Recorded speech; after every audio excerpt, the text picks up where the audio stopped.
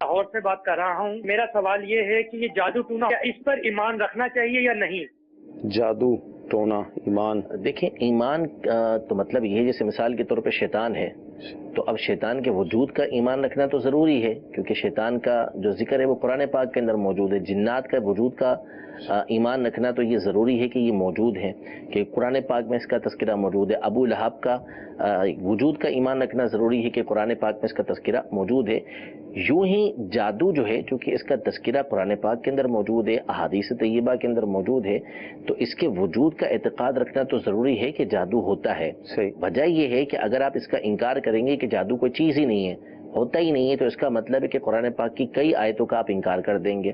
कुरान पाक में सूरह बकरा के अंदर अल्लाह तबारक व तआला ने ख़ास तौर पे तज़किरा जो है वो हारूत मारूत अलैहिस्सलाम का तज़किरा किया, जो फरिश्ते थे और ज़मीन पर लोगों के आजमाइश के लिए उतारे गए। वो जादू सिखाते थे, लेकिन उससे पहले तंबीह कर देते थे कि ये फितना है, ये आजमाइश है। तो बहरहाल जादू का तज़किरा वहाँ पर मौजूद है। तो इस एतबार से तो एतक़ाद रखना ये ज़रूरी है कि चूँकि कुरान पाक के अंदर जादू का तज़किरा आया है, लिहाजा इसका एतक़ाद रखेंगे कि जादू ये होता है, तो ये हक़ बात है कि ये होता है। अब रहा किसी चीज़ का हक़ होना, यानी उसके वजूद का एतक़ाद रखना, ये अलग चीज़ होती है।